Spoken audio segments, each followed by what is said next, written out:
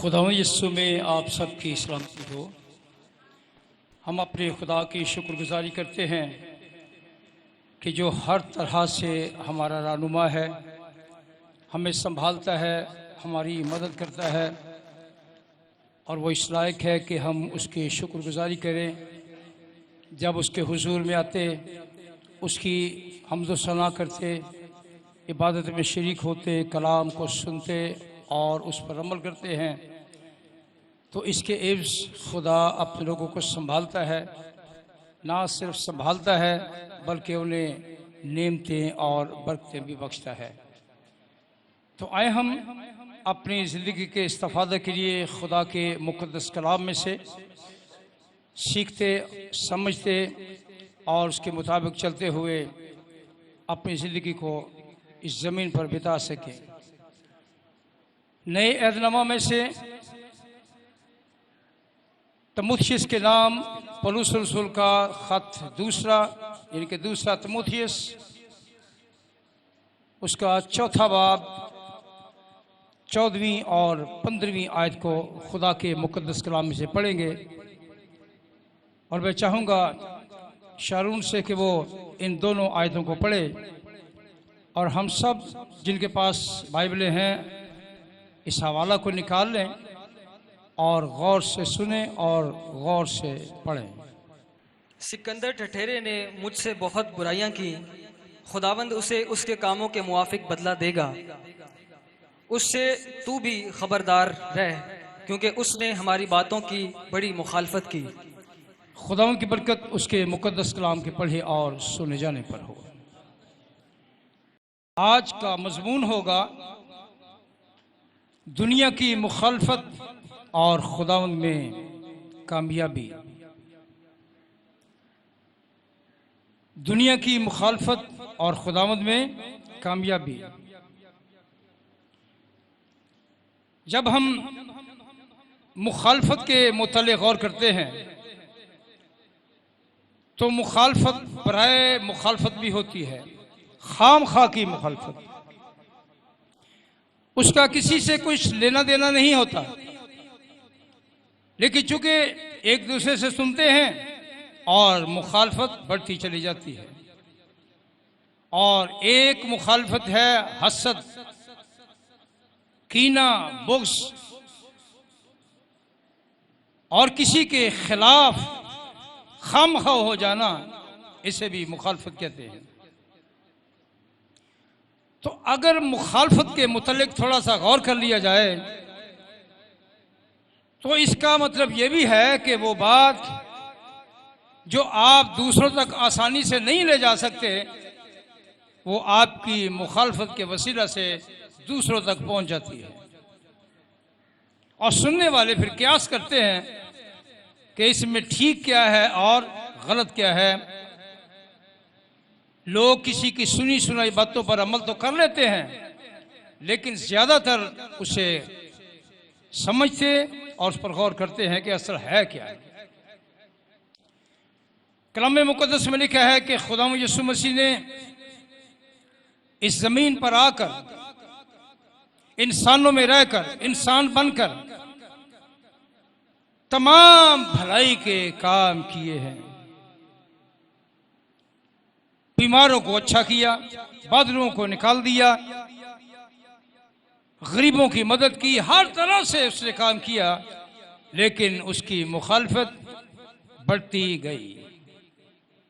उसकी मुखालफत करने वाले यहूदी आलिम थे, क्योंकि वो उनके खिलाफ बात करता था कि तुम खुदा के कलाम के खिलाफ चलते हो, तुम शरीयत की मुखालफत करते हो।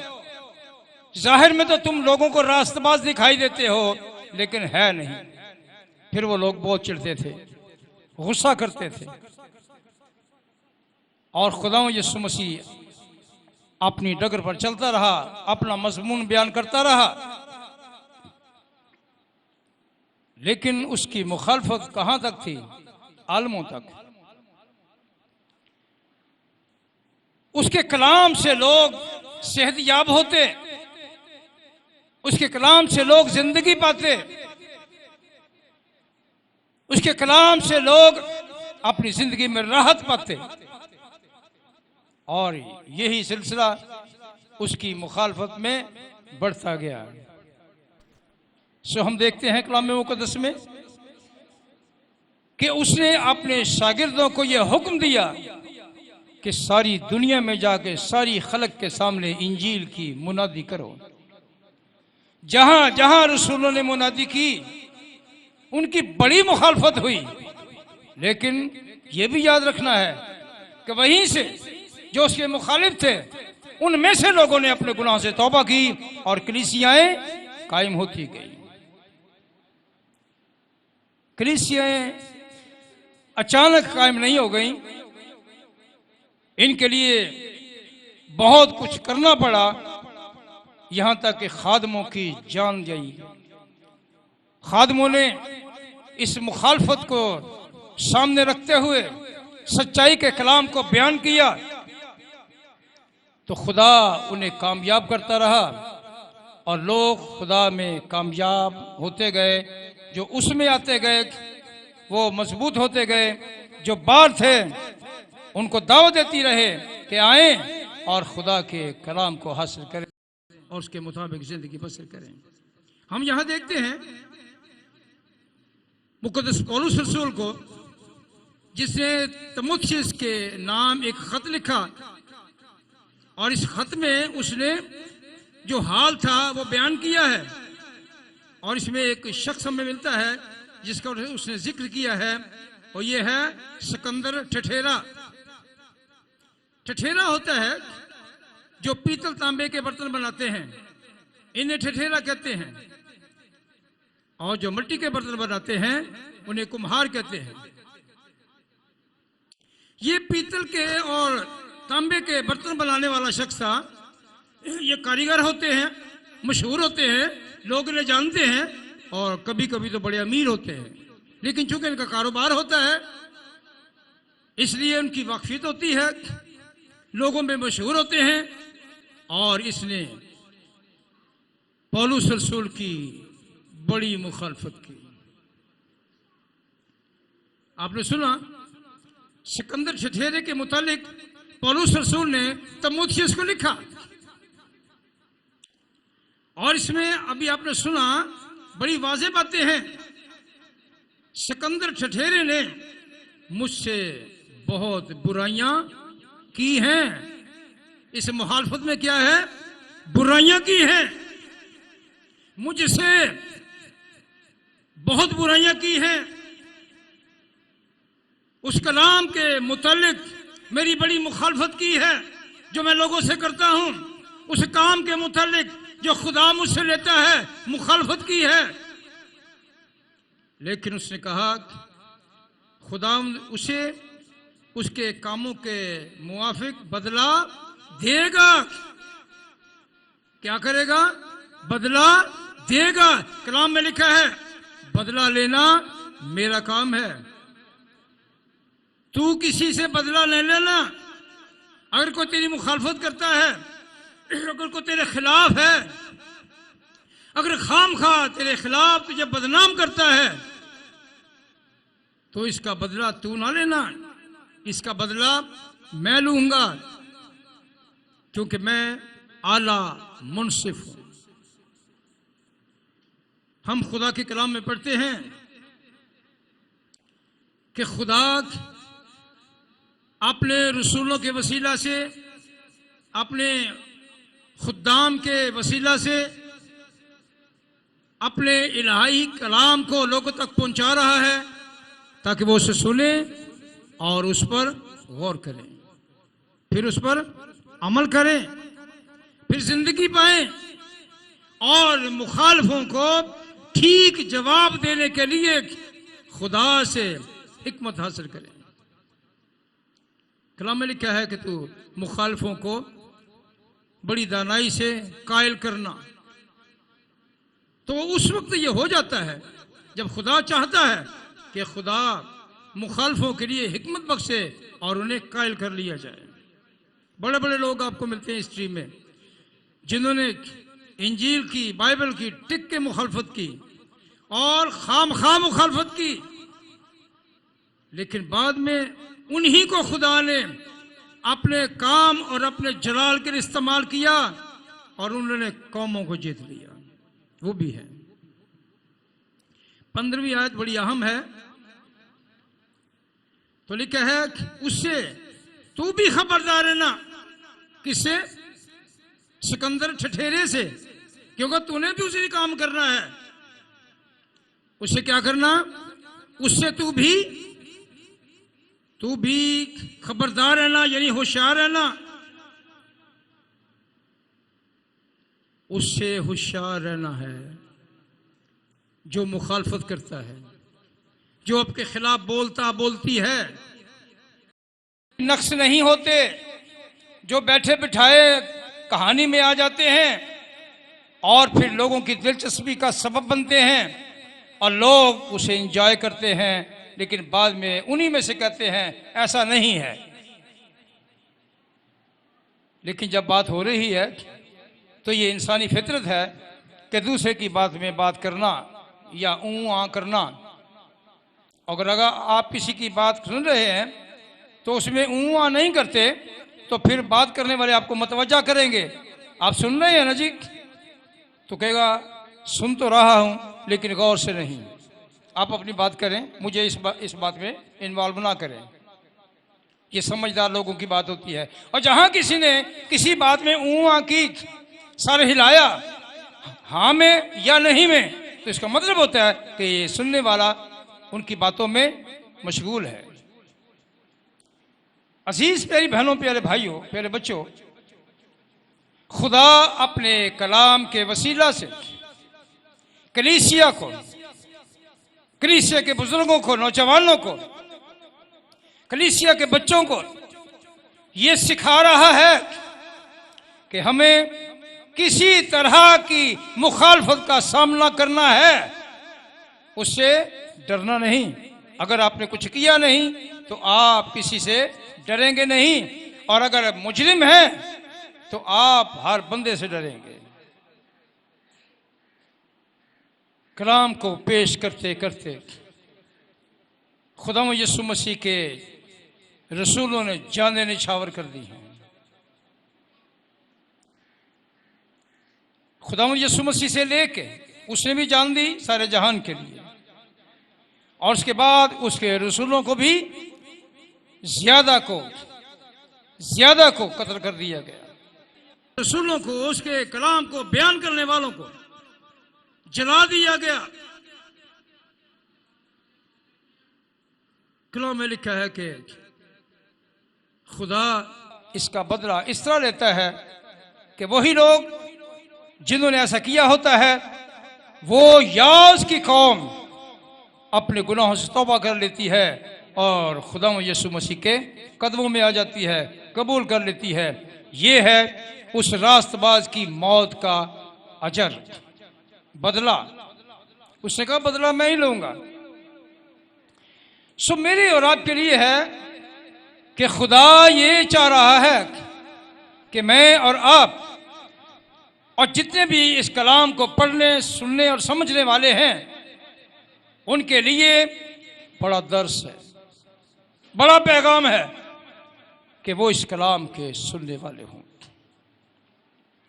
मैं कुछ दिन पहले कुछ चीज़ देख रहा था फेसबुक पे, आपको बताता हूँ, मैं बयान करता रहा हूँ, लेकिन चूंकि ये किसी ने की हुई है तो मैं उनके मुतल्लिक़ बताता हूँ। उन्होंने बाइबल उठाई और कहा कि ये रोज़ की रोटी है। बाइबल में क्या कहा, इसमें क्या है, आपको समझ नहीं आई बात की? क्या कहा मैंने? रोज़ की। तो फिर बोले थोड़ा सा। तो उसने कहा रोटी 365 दिन खाई जाए तो बंदा तंग नहीं होता। रोटी ताकत देती है जिस्म को, और अगर रोटी ना खाई जाए तो फिर क्या होता है? कमजोरी आ जाती है। उसने कहा लोग बाइबल मुकद्दस को रोटी नहीं केक समझते हैं। क्या समझते हैं? केक। तो उन्होंने एक बात बड़ी अच्छी बयान की कि केक खास मौकों पर खाया जाता है। सालगिरह पर, किसी की सालगिरह हो, साल के बाद कटता है ना जी केक, या किसी और की सालगिरह पर, यानी किसी तकरीब में या शादी के मौके पर केक कटता है। तो इसके माने ये नहीं कि आप रोज की रोटी ना खाएं, केक का इंतजार करें। किसी सालगिरह के दिन खुद पड़ोसी है, तुहानू को पुछदा ही नहीं, तो तुसी कित्थों खाओगे केक। लिहाजा केक रोज रोज नहीं मिलता, और केक से नहीं लिखा कि ताकत मिलती है जिस्म में। केक फॉर्मेलिटी है, ये बनाया गया है, इसके मुतालिक कोशिश की गई है, और एक जैसा नहीं होता, लेकिन खाना रोटी एक जैसी होती है। वो यूरोप में हो, वो मिडिल ईस्ट में हो, वो एशिया में हो, वो अफ्रीका में हो, दुनिया में हर जगह गंदम होती है, दुनिया में हर जगह मकई होती है, फल सारे होते हैं और फसलें सारी होती हैं, लेकिन एक जैसी होती है।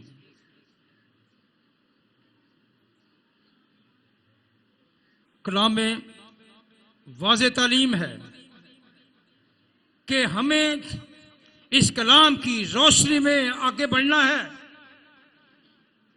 और कलाम की रोशनी में आगे बढ़ने वालों ने अपना आप पेश किया है, अपनी जान निछावर की है।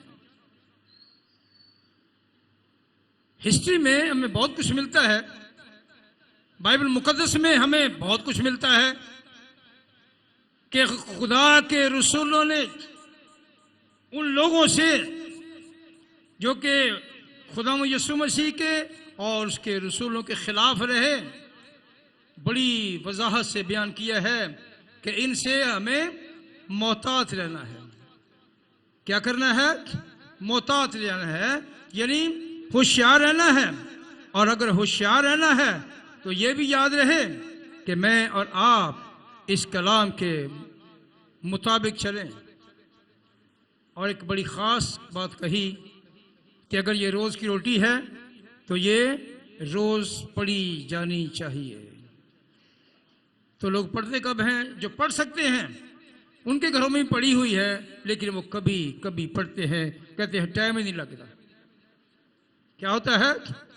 टाइम ही नहीं लगता। यानी कि दुआ भी की, जिमें वो शरला मारिया या गलेल मारी, वट्टा मारे तो आओ गए, एक ही हो गई, ये दुआ हो गई है। ये दुआ नहीं होती, टाइम लगता है। खाना खाने बैठे 15 से 20 मिनट तो यही लग जाते हैं। तो अगर दुआ में बैठे उठ के चले गए तो क्या ये दुआ होती है? क्या भाई दुआ होती है? ये दुआ नहीं होती, ये टकावा काम होता है, खाना पूरी होती है। केएमसी में लगे हुए हैं, पहले लोग केएमसी में काम करते थे, अब भी करते हैं, आधी तनख्वाह पे। कितनी तनख्वाह होती थी? आधी। सिर्फ तनख्वाह लेने जाते थे, आधी उनकी आधी काम करने वाले के। वो कहते थे चलो एक पेंशन तो बन रही है ना जी। बहुत कुछ है सीखने के लिए। तो उसमें अगर कोई आपकी या उनकी जो ऐसे काम करता है, मुखालफत करते हैं, तो कहते हैं मसीही होते हुए हमारी मुखालफत करते हैं। ये देखना है कि क्या खुदा यीशु मसीह का कलाम करते हुए, उसकी गवाही देते हुए, उसके काम को आगे बढ़ाते हुए कोई मुखालफत करता है, तो ये बाइस मुसर्रत है, बाइस बरकत है, इसमें तरक्की होगी। यहूदा का खत है, यूहन्ना 3 खत के आगे है ये। यहूदा के खत में हम देखते हैं उसकी 11वीं आयत बड़ी अहम और बड़ी खास आयत है। इसका एक ही बाब है और हम इस पर गौर करेंगे, इसकी 11वीं आयत पर। जी पढ़िए। उन पर अफसोस कि यह कायन की राह पर चलते और मजदूरी के लिए बड़ी हिर्स से बलाम की सी गुमराही इख्तियार की और पूरा की तरह मुखालफत करके हलाक हुए। खुदा का बंदा यहूदा जो खुदा यीशु मसीह का शागिर्द है, इस कलाम को बयान कर रहा जो आपने सुनी, इन पर अफसोस कि ये कायन की राह पर चले। कायन और हाबिल ये दो भाई थे। आदम के दो बेटे थे, आपस में भाई थे, और कायन हमेशा अपने काम में लगा रहता और फायदे की तलाश में, और उसका भाई अपने खुदा के काम के साथ अपने काम करता था। लिहाजा हाबिल खुदा को पसंद था, इसलिए कि वो खुदा से प्यार करता था और खुदा भी हाबिल से प्यार करता है, और कायन अपने काम से प्यार करता है। बस मतलब दी दोस्ती, मतलब दी यारी। तो लिखा है कि खुदा ने हाबिल को इतना पसंद किया कि उसकी शुक्रगुजारी की कुर्बानी को, नजर की कुर्बानी को उसने कबूल कर लिया। और कायन उसकी कुर्बानी को कबूल नहीं किया गया, और कायन कहे जी खुदा ने मेरी मुखालफत की है, खुदा ने मुझे पसंद नहीं किया, मेरे भाई को पसंद किया है। वो इसी तरह से अपने भाई के खिलाफ हो गया कि खुदा ने तेरी कुर्बानी कबूल की है, मेरी क्यों कबूल नहीं की। तो लिखा है वो तैश में आके उसने अपने भाई को कत्ल कर दिया। ये जमीन पर पहला कत्ल है, ये पहला कत्ल है जो इस जमीन पर हुआ। सो लिखा है, वाजे कर दिया यहूदा ने कि कायन की राह पर नहीं चलना। कायन ने अपनी मर्जी के मुताबिक रास्ता चुना है, अपनी मर्जी के मुताबिक कायन की राह पर ना चले, और मजदूरी के लिए बड़ी हिर्स की, हिर्स समझते हैं, ख्वाहिश की। कलाम में लिखा है तुम ख्वाहिश तो करते हो, तुम्हें मिलता नहीं, इसलिए कि बुरी नीयत से मांगते हो। खुदा किसी को भूखा नहीं रखना चाहता, किसी को गरीब नहीं रहने देना चाहता, किसी को परेशान नहीं रखना चाहता, किसी को बीमार नहीं रखना चाहता, किसी को बदरू गिरफ्तार नहीं रखना चाहता। वो ये चाहता है कि सब अच्छी ख्वाहिश रखें, अच्छी। तो लिखा है और मजदूरी के लिए बड़ी बुरी हिस की, और बलाम की सी गुमराही इख्तियार की। बलाम इसके मुतालिक कलाम में मुकद्दस में मौजूद है, पुराने अहदनामा में। बलाम ने दूसरे लोगों से रुपए लिए, पैसे लेकर कौम बनी इस्राएल को लानत करने के लिए तैयार हो गया। ये भी नबी था। तो कलाम में लिखा है जब ये लानत करने गया तो काम उल्टा हो गया। आपके नजर में क्या हो गया होगा? अब ये कहना चाह रहा है कि कौम बनी इस्राएल को लानत की बात करना चाहता है, तो क्या कहता है? खुदा कौम बनी इस्राएल को बरकत दे। उल्टा काम हो गया। तो बिलक जिसने कहा था, उसने कहा मैंने तुझे और काम कर था, तूने और कर दिया है। उसने कहा जो खुदा ने मुझे कहा है मैं तो भाई वो ही करूंगा। मैं कुछ और कह रहा था, आगे सुनाई कुछ और दे रहा था, क्योंकि खुदा कभी नहीं कहता कि कोई मेरी कौम पर लानत करे। उसने ये कहा है तू किसी पर लानत ना करना, अगर तुझ पर लानत करेगा तो तू उसको लानत ना देना, उस पर लानत मैं करूंगा। लानत का मतलब है मलिया मेट कर देना,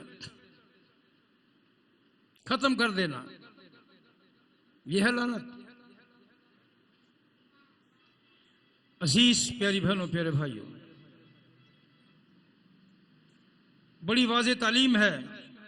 बिलक की सी गुमराही, बिलक गुमराह हुआ, उसने बलाम को बुलाया कि कौम बनी इस्राएल पर लानत करे, और लिखा है और कुर्रा की तरह मुखालफत करके हलाक हुए।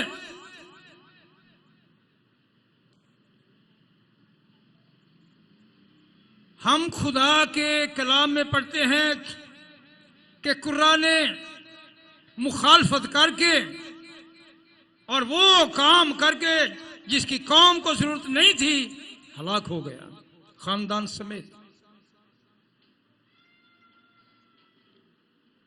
जब हम खुदा के कलाम का मुताला करते हैं, इसकी 15वीं आयत में आते हैं तो और वाज़े हो जाता है। यहूदा के ख़त के इसी बाब में इसकी 15वीं आयत लिखते हैं, ताकि सब आदमियों का इंसाफ करे और सब बेदीनों को उनकी बेदीनी और उनके सब कामों के सबब से जो उन्होंने बेदीनी से की है और उन सब बातों के सबब से जो बेदीन गुनाहगारों ने उनकी मुखालफत में कहीं है कसूरवार ठहरे। कसूरवार ठहराए कौन? खुदा, खुदा का पाक रूह। उसने कहा इन्होंने तुम्हारी मुखालफत की है, इन्होंने तुम्हारे खिलाफ प्रोपेगेंडा किया है, इन्होंने तुम्हारे खिलाफ महाज़राई की है, ये बेदीन है, इनका बदला मैं दूंगा। तुम्हारा काम जो तुम्हें दिया है वो ही करना है, बाकी काम मैं जानूंगा। तो अजीज प्यारी बहनों, प्यारी बेटियों, प्यारे बच्चों, प्यारे भाइयों, हमारा खुदा हमसे प्यार करता है और ये चाहता है कि मैं और आप उस कलाम की रहनुमाई में चलें जो हमको दिया गया। मलाकी नबी का सहीफा देखते हैं तो हम देखते हैं कि खुदा नए और पुराने अहदनामा में अपने लोगों को आगाह करता रहा है और पुराने अहद के तमाम नबियों ने खुदा यीशु मसीह के लिए खबर दी है। मलाकी का सहीफा 3 बाब 13वीं आयत है। खुदावंद फरमाता है तुम्हारी बातें मेरे खिलाफ बहुत सख्त है, तो भी तुम कहते हो कि हमने तेरी मुखालफत में क्या कहा। ये बड़ी पते की बात है, गौर करना इस पर, ये बात समझने की है। खुदावंद फरमाता है, मलाकी नबी क्या कहता है? कौन फरमाता है? खुदावंद फरमाता है। खुदावंद कादिर मुतलक फरमाता है तुम्हारी बातें मेरे खिलाफ बहुत सख्त हैं। कौम बनी इस्राइल से कह रहा है मलाकी। खुदावंद खुदा फरमाता है तुम्हारी बातें मेरे खिलाफ बहुत सख्त हैं, तो भी तुम कहते हो हमने तेरी मुखालफत में क्या कहा। सब कुछ तो कह दिया है, अब क्या रह गया है कहने के लिए। लेकिन कलाम में लिखा है कि खुदा रहीम व गफूर है, कहर करने में धीमा, शफकत और वफा में गनी है।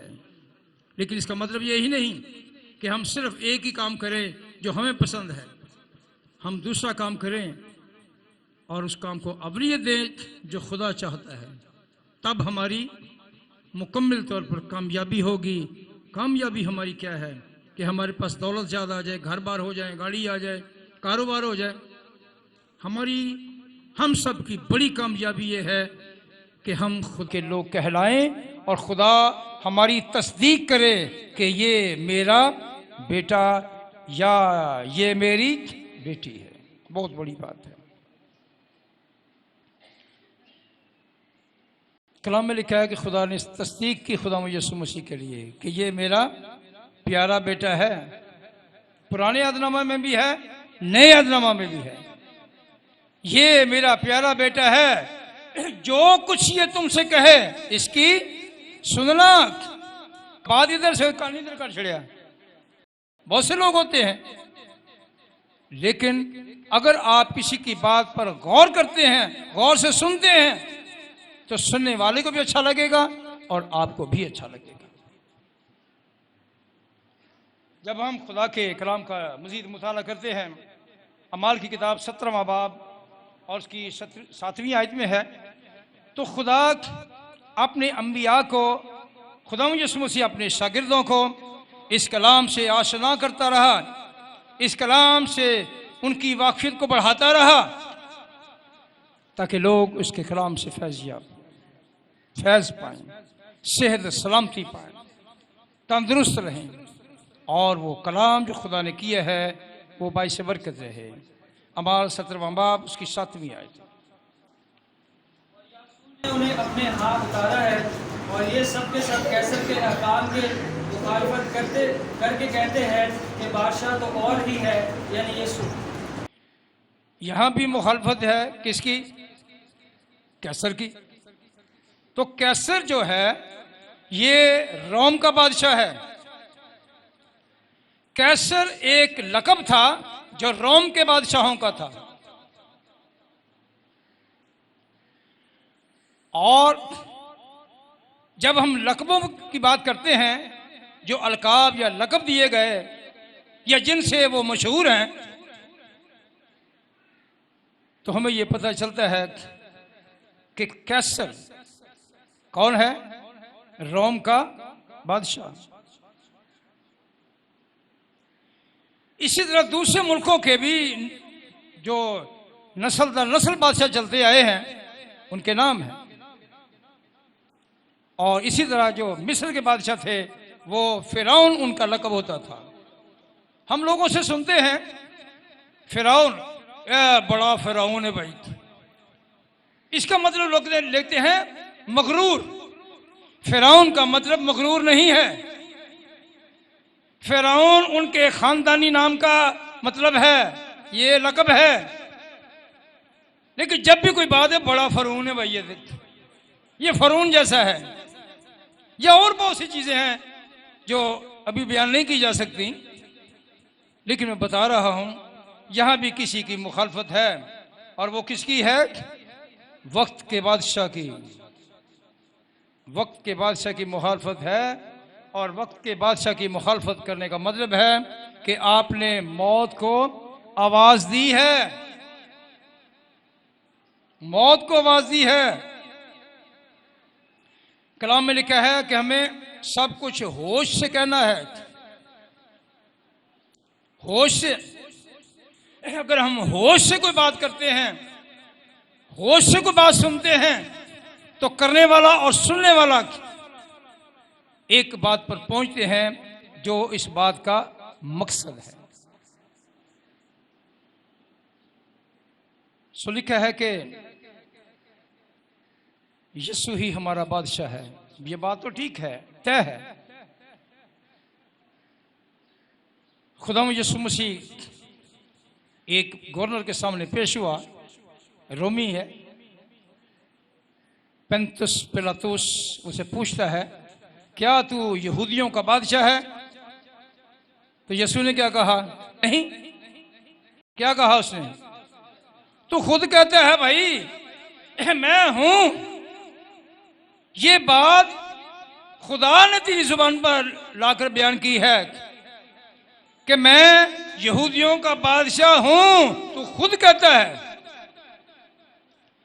तेरा कहना इस बात को वाज़ेह करता है कि मैं यहूदियों का बादशाह हूं, लेकिन मेरी बादशाहत यहां की नहीं। मैं यहूदियों का बादशाह हूं, लेकिन मेरी बादशाहत कहां की है? आसमान की बादशाहत। यहूदी के लुग़वी मानी है जिसमें मकर फरेब ना हो, जिसमें मकर फरेब ना हो,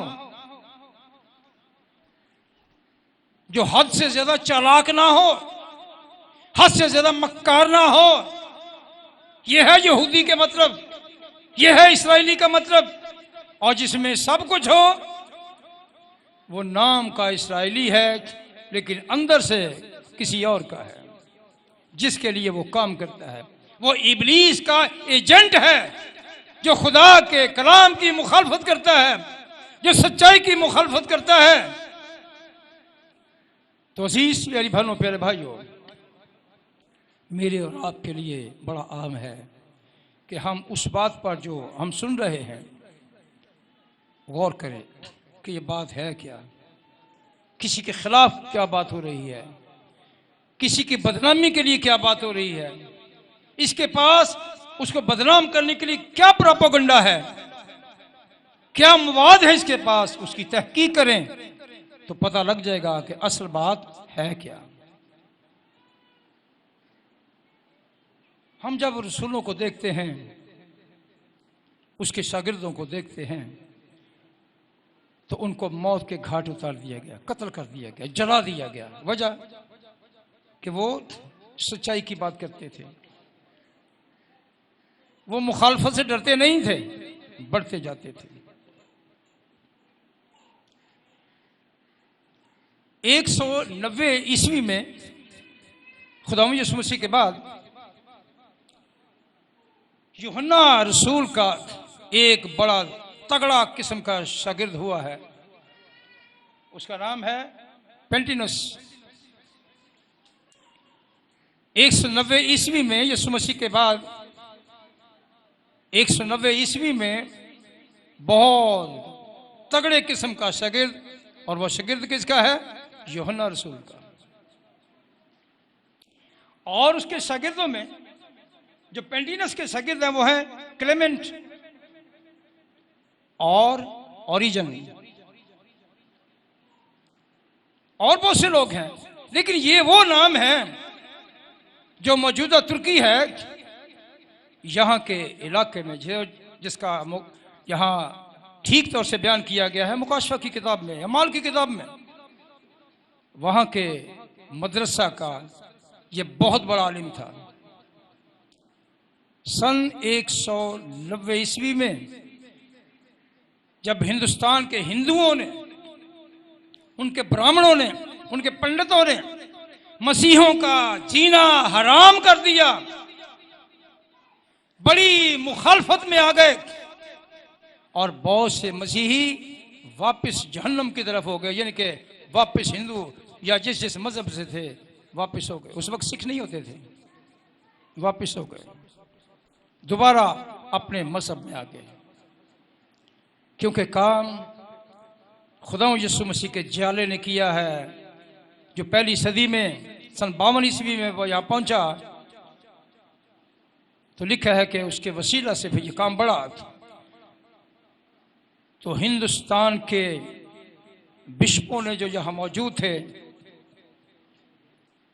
उन्होंने सिकंदरी के बिशप से दरख्वास्त की कि आप हमारे लिए हिंदुस्तान में किसी आलिम को भेजें, क्योंकि हम तो इनका मुकाबला नहीं कर सकते, हम परेशान हो गए हैं। तो खुदा ने उनके लिए एक ऐसे बंदे को भेजा जिसका नाम पेंटिनस है, मुकद्दस पेंटिनस। इस शख्स ने भी वहां से हिंदुस्तान में आने में किसी तरह की चूं चढ़ा नहीं की, बिल्कुल उजर नहीं किया, और वो उस ग्रुप के साथ हिंदुस्तान आ गया। जब उसने आके हिंदुस्तान में पंडितों से, बड़े बड़े आलिमों से बात की, तो अगर वो अपने मजहब में नहीं रहे, अगर यानी कि मसीही नहीं हुए, तो फिर वो अपने मजहब में भी नहीं रहे, हट गए। और जो मसीही थे उन्होंने सुख का सांस लिया कि खुदा ने हमारे लिए अच्छा इंतजाम किया है। मुखालफतें तो हर दौर में रही। यीशु की मुखालफत टिक्के हुई, पौलुस रसूल की, सिकंदर ठठेरे ने टिक्के मुखालफत की, यानी कि जहां जहां भी काम हुआ है बड़ी मुखालफत हुई। वो लोग मुखालफत से डरे नहीं, इसलिए कि वो कोई बुरा काम नहीं कर रहे थे कि जिसकी वजह से वो घबरा जाते, डर जाते। उन सबको एक बात याद थी कि जान देने तक वफादार रहे तो जिंदगी का ताज पाएगा। तो अजीज प्यारी बहनों, जिंदगी का ताज सिर्फ पादरियों के लिए नहीं है, सिर्फ खादिमों के लिए नहीं है, हर एक के लिए है। हर एक शख्स के लिए वो ताज रखा है जो उसे पहनाया जाएगा, और ताज बड़ी इज्जत का सबब है। दुनिया में किसी को ताज नहीं पहनाया जा सकता। बादशाहों के सर पर ताज होते हैं, लेकिन आप देखें कि वहाँ मुक़द्दसीन के सर पर इज्जत के ताज होंगे। हर एक का ताज उसके नाम के मुताबिक होगा, हर ताज पर उसका नाम लिखा होगा। तो अगर वो मुखालफत से घबरा जाएंगे तो फिर वो मसीहत में, रास्तबाजी में, खुदा में तरक्की कभी नहीं कर सकते। बहुत सारी बातें हैं कलाम मुक़द्दस में, बहुत सारे इल्म हैं, बहुत सारी हिस्ट्री है इसमें, लेकिन जो अलग हिस्ट्री लोगों ने इसमें से निकाली है और अलग लिखा है वो भी पढ़ने वाला है कि खुदा के लोग किसी बात से डरे नहीं, किसी कौम से नहीं डरे, किसी डरावे से नहीं डरे। उनको पता है कि हमारी मौत हमारे लिए जिंदगी है। पौलुस रसूल ने कहा, जीना मेरे लिए मसीह और मरना नफा है। मरने के बाद भी नफा है। तो हम जमीन पर काम किस लिए करते हैं? क्यों बुशारत? नफे के लिए कि नुकसान के लिए? नफे के लिए। आज काम करना डबल मिलेगा, आज छुट्टी है ना, डबल। मैं सुन रहा था कि यूरोप में भी ऐसा होता है कि यूरोप में अगर आपने छुट्टी के दिन काम किया है तो आपकी तनख्वाह डबल। तो पाकिस्तान में भी ऐसा है, डबल। लोग कहते ये बात आते होती रहेंगी, ये तो करते रहते, वेले लोगों का काम है। आज क्या लगेगी? डबल। पेशेंट केयर वाले जिस दिन वो नहीं जाता तो दूसरा उसकी जगह काम करता है, तो जो काम करता है उसकी तनख्वाह डबल। तो यहाँ कोई पेशेंट केयर का काम नहीं हो रहा, या किसी फैक्ट्री में काम नहीं हो रहा कि नफा ही नफा है। लेकिन ये नफा क्या है? हमेशा की जिंदगी। ये किसी के पास नहीं है। इस मुखालफत के बावजूद हमारे लिए, मुक़द्दसीन के लिए, गवाहों के लिए हमेशा की जिंदगी धरी है। और खुदा अपने लोगों की बड़ी इज्जत करता है। वो अपने लोगों को मुश्किलों में पड़ने देता है। क्यों? कि उसके लोग मजबूत हो जाएं। क्यों पढ़ने देता है? कि उसके लोग मजबूत हो जाएं। लेकिन जो नहीं समझते वो समझते साड़ी जमैश होंदी रहिंदी है, असी घाटे च जान लेंदे हां। मसीह के साथ चलना घाटे का सौदा नहीं, घाटे का सौदा नहीं है, ये फायदे का सौदा है। लेकिन सौदा करने के बाद पता चलता है कि सौदा घाटे का है या सौदा मुनाफे का है। तो आए हम आज इस कलाम के मुतालिक अपने आप पर गौर करें कि हम कहाँ तक खुदा के कलाम पर चलते रहे हैं और कहाँ कहाँ डर गए। कोई मुखालफत हुई तो डर गए। अगर मुखालफत गुनाह के सबब से है तो उस गुनाह को, उस चालाकी को, उस मक्कारी को, उसको छोड़ दें और खुदा मुयस्सर के लिए काम करें। अगर आपकी इस मामले में मुखालफत होती है तो आप बरकत का सबब हैं। खुदा आपको अपने कलाम के वसीला से बड़ी बरकत बख्शे।